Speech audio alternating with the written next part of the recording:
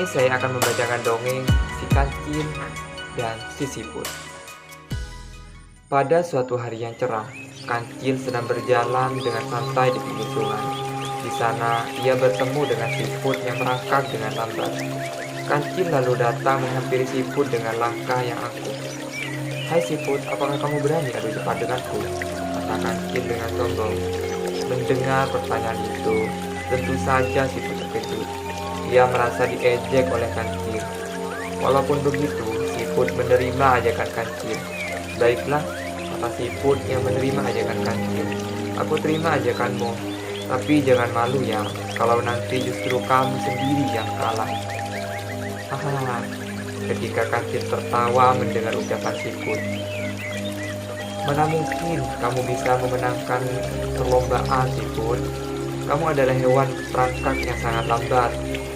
Mendengar hal itu, bukannya membatalkan ajakan Kancil, Siput justru makin menantang Kancil.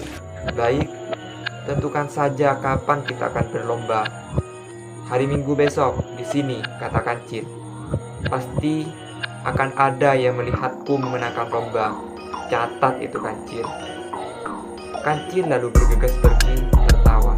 Sambil menunggu hari perlombaan, Siput mengatur taktik agar Kancil bisa merasakan rasa angkuh dan sombongnya dengan kekalahan.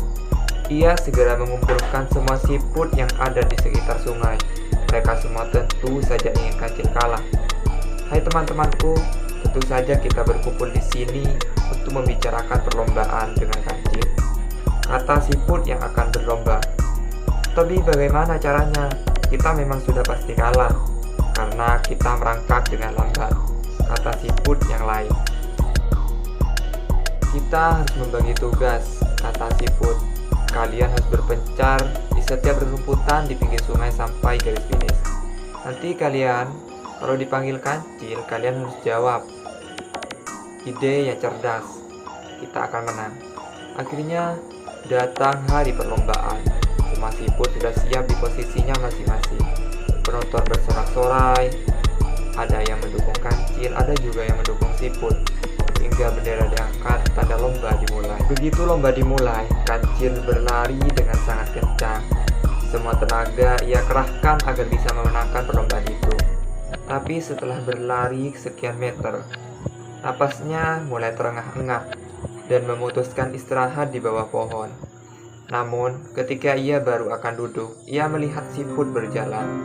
"Siput," kata Kancil. "Iya, aku di sini, Kancil," kata Siput yang berjalan di depan Kancil. Kancil lalu berlari kencang meninggalkan Siput itu. Dia mulai kehabisan tenaga ketika sampai di pohon besar yang rindang. Kancil kembali duduk untuk beristirahat, tapi Siput datang melewatinya. "Siput," kata Kancil. "Ya, aku di sini, Kancil." Begitu seterusnya yang terjadi, hingga Kancil kelelahan dan Siput memenangkan perlombaan. Di garis finish, Kancil mengakui kekalahannya, sementara Siput yang memenangkan perlombaan hanya tersenyum tipis. Siput tidak merayakan kemenangan dengan berlebihan.